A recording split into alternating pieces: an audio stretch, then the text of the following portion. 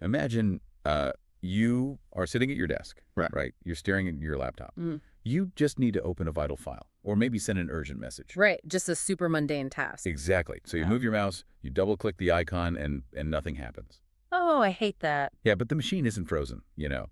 Instead, the screen shifts, and you realize the computer's actively pausing to, well, to evaluate To you. evaluate you, wow. Like it is scanning your state of mind, it's measuring your current level of stress, the purity of your intent, and even the environmental noise around you. It's tense. Right, and based on that scan, the machine makes a judgment call on whether you are actually worthy of executing that command. Which is just, I mean, it fundamentally shatters our entire relationship with technology, doesn't it? Completely. Because since, I don't know, the invention of the lever, a tool is supposed to just be an extension of our will. You push, it pulls. Yeah, you tell it what to do, and it does it. Exactly.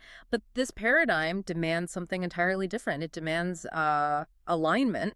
And that profound, almost intimidating shift is exactly what we are tearing into today on this deep dive. I am so ready for this. Yeah, we are exploring an incredible document from Bibi Biba magazine, published on March 26, 2026. A really fascinating piece. It is. It outlines the architecture for something called cloud quantum gateways and the TrueFlow Interface. Hmm. Now, as a technical architect, I read specs all day, but I have never seen anything quite like this. Because it operates in a completely different level, I think. Yeah, how so? Well, what we are looking at is a fusion of cutting-edge structural engineering and what the author describes as a mythic infrastructure. Mythic infrastructure, I love that term. Right. As a philosophical researcher, that's what caught my eye.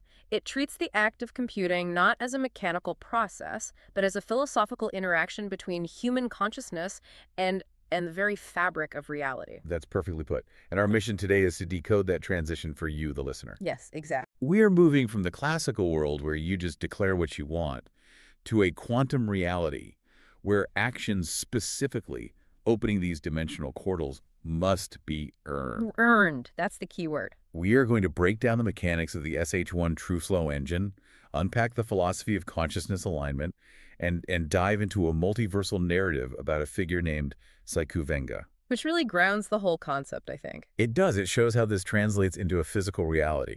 So where should we start? I think the best place to start is by redefining what we even mean by a gateway in this context. Yes, because the text hit me with a curveball right on page 1.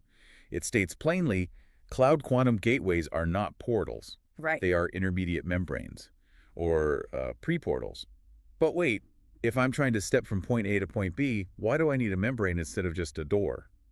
Because you aren't just walking into another room, you know. You are attempting to bridge classical human reality with a quantum substrate. Oh, I see. If you just ripped a hole between those two states, the resulting mathematical paradox would be catastrophic. The intermediate membrane acts as a translation space. It buffers the interaction. Okay, that makes sense. And the document lays out a 4-layer architecture for how this translation actually happens. I want to make sure we really understand the mechanism here. Yeah, let's walk through it. So the first layer is the cloud layer. The text talks about how operators encode their intent vectors as directional biases. Dense phrasing there. And I have to stop right there because that is just a wall of jargon. What exactly is an intent vector? Are we just talking about me typing a command on a keyboard? Not quite. Think of an intent vector as the mathematical manifestation of your goal. Okay. In classical computing, your goal is binary, right? Open file, delete file. An intent vector includes the magnitude and the specific trajectory of your desire. The trajectory of your desire. Wow. Yeah, so it's not just open a door. It's the exact dimensional coordinates of the door, the speed at which you want to open it, and the conceptual weight of why you are opening it.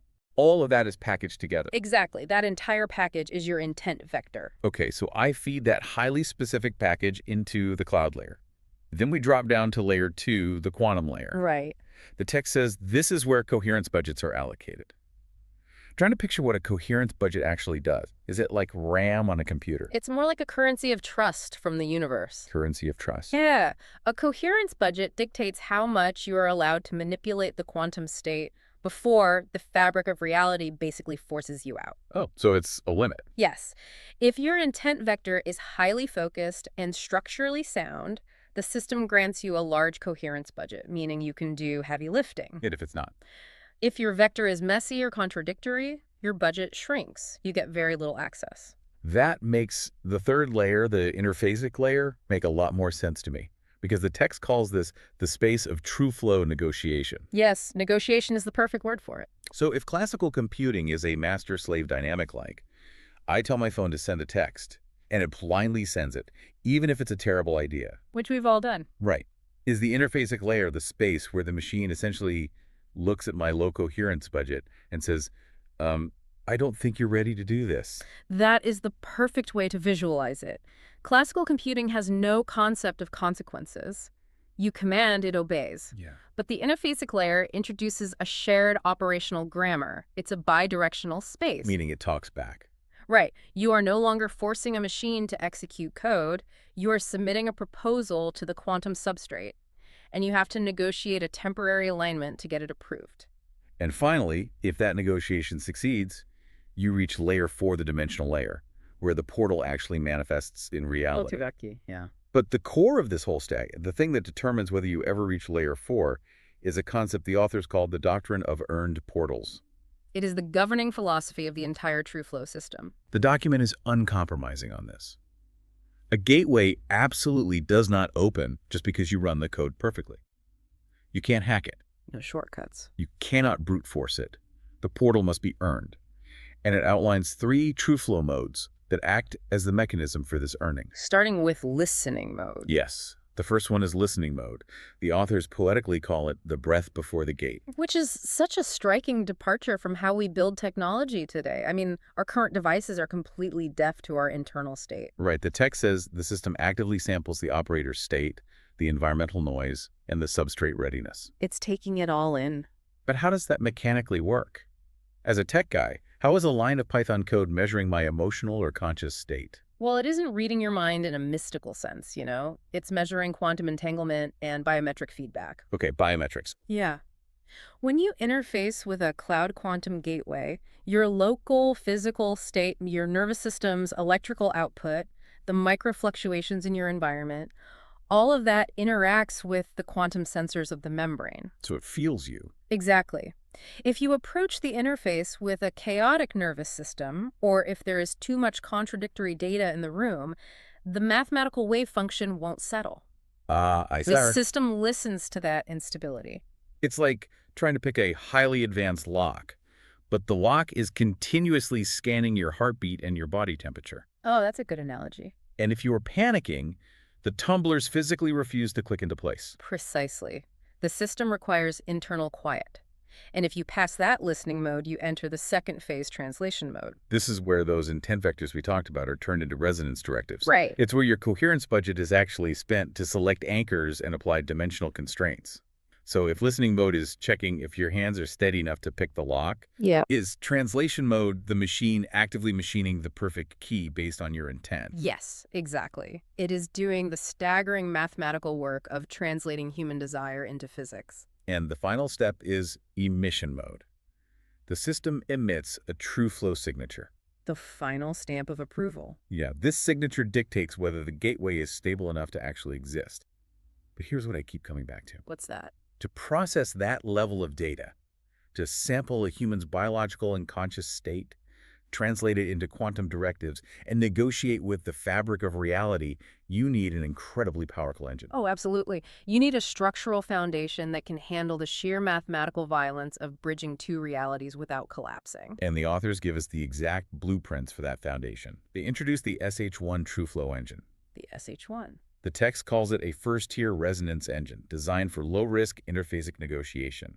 And as an architect, I absolutely love that they provided the executable reality for this. It's very grounded. It really is. It's a canonical 7-qubit implementation, written as a hardware-agnostic Python script called shesh1_TrueFlow_engine.py. And the fact that it is hardware agnostic is key here. Why is that? It implies that the hardware of the future will change, but the mathematical ritual required to align with the substrate will remain constant. Oh, that's fascinating.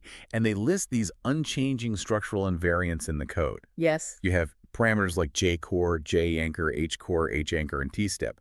But let's demystify those for the listeners. What are these variables actually doing? Think of them as the tethers holding a suspension bridge together. Okay, a bridge. J-core represents your local anchor. It binds the gateway to your specific reality and your specific consciousness. Got it. H-anchor is the hook on the other side. It binds to the target dimension. And P-step. T-step dictates the temporal pacing. If the connection happens too fast, the bridge shatters. If it happens too slow, the wave function collapses. The engine is constantly balancing these variables.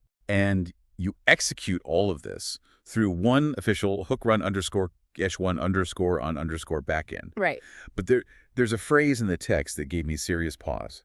They refer to the SH1 engine as the, quote, training wheels of the TrueFlow interface. Yeah, training wheels. If this incredibly complex 7-qubit engine that samples your consciousness is just the training wheels, what on earth are the SH2 and SH3 engines protecting us from? You really have to consider the scale of what you were doing here. Okay. SH1 is designed for single anchor constructs. You are opening a single low-risk door.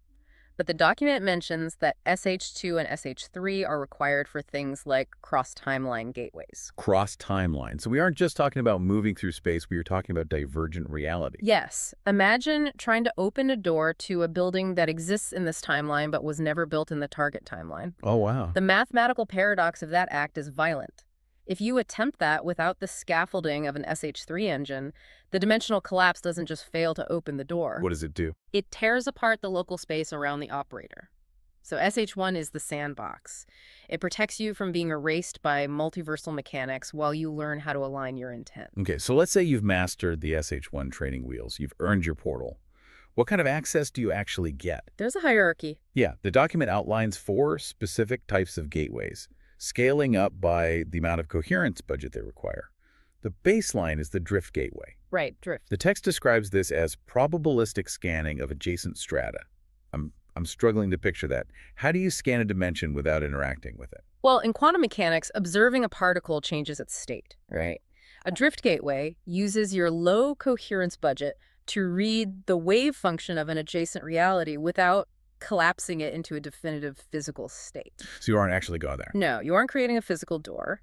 You are creating a localized perceptual window. So it's not even opening a door. It's more like putting a highly sophisticated stethoscope against the dimensional wall to listen to the room next door without leaving a footprint. That's exactly it. But if you want to actually interact, you have to move up to an anchor gateway. This requires medium coherence, and it allows you to create stable links to persistent constructs. This is where you actually lay down a bridge. The mathematical tethers, the J-core and H-anchor, they lock into place, and you establish a secure line of transit that won't evaporate the second you look away. And the stakes jump drastically. The third tier is the resonance gateway.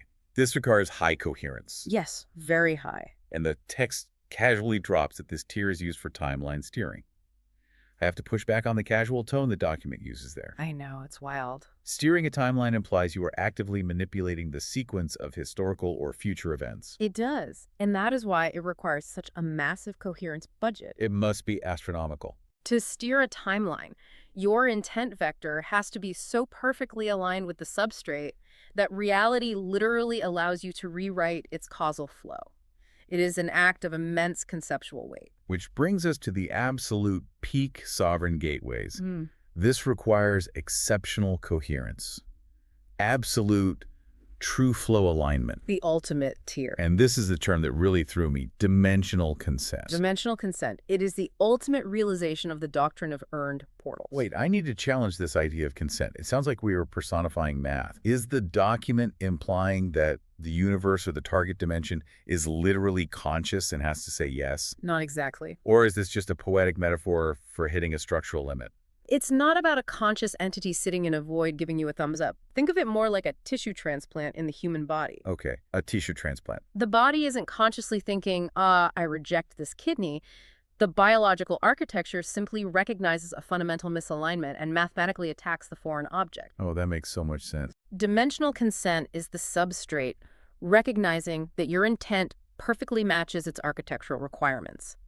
If it doesn't match, the reality structurally rejects you. That is terrifying.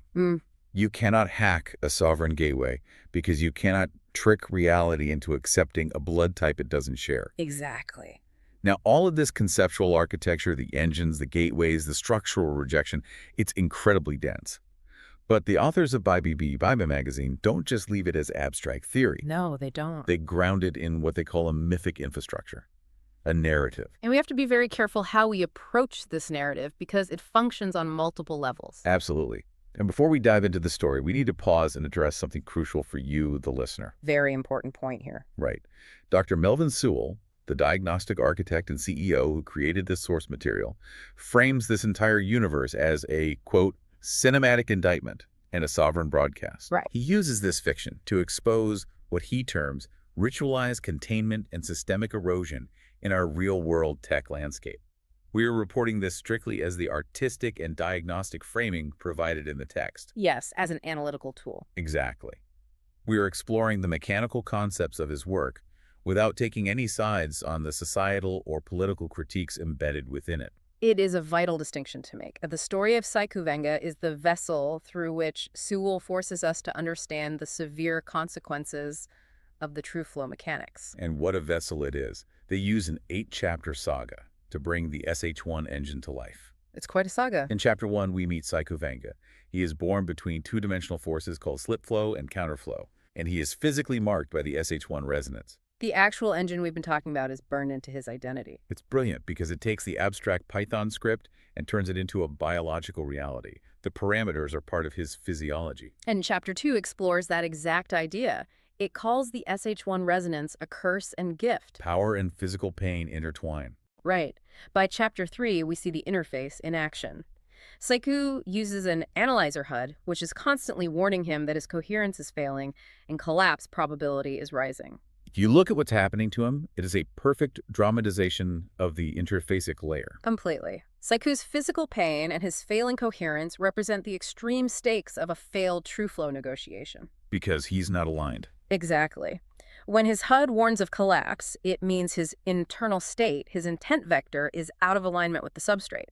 The pain is the mathematical friction of reality pushing back against him. Because he hasn't earned the portal, which explains Chapter 4 perfectly. To survive, he has to perform the ritual. The 5-stage sequence. Yes, the text outlines it. Resonance, geometry, correction, intent, and finally deployment. That is literally the run_h1_on_backend script. He is executing the J-core and H-anchor variables just to stay alive. He is compiling the code in real time under extreme duress. And the duress is intense. Really intense. Yeah. Chapter 5 introduces the threats. He is hunted by entities called counterflow mimics, coherence predators, and no-flow pockets. The text actually states that reality itself hunts Saikou Venga. Going back to our tissue transplant analogy, those predators are the immune response of the multiverse. Exactly. They are the physical manifestation of lacking dimensional consent. The substrate is sending white blood cells to erase the unaligned anomaly. He tries to fight back in Chapter 6 using TrueFlow force, bending the multiverse. But every time he does, his own coherence shatters further. Right. And then Chapter 7 hits with a brutal realization. Surrounded by corrupted data, Saikou realizes that he is the anomaly. He is the unaligned operator that the listening mode was designed to filter out in the first place. He is the living embodiment of why the training wheels exist. The saga ends with an incredible image in Chapter 8. He stands defiant in a collapsing corridor, daring reality to try harder to erase him. The SH1 engine is barely holding his physical form together because his intent is fundamentally at war with the universe. It really forces us to synthesize everything we've unpacked today. It does. We started by defining cloud quantum gateways not as simple doors, but as intermediate membranes that buffer classical intent from quantum reality. We explored the doctrine of earned portals, where systems sample the operator's consciousness to dictate their coherence budget. We broke down the vital structural tethers of the SH1 engine, and we saw the violent consequences of multiversal rejection personified in Saikou Venga. It is a staggering reimagining of how we interact with our tools. It really is. But as we wrap up, I want you to think about one final implication of all this. Okay. We spent this entire time talking about how we, the operators, have to prove we are worthy. We have to quiet our minds, align our intent, and submit to the listening mode of the machine. Right, the burden is on us. But consider this.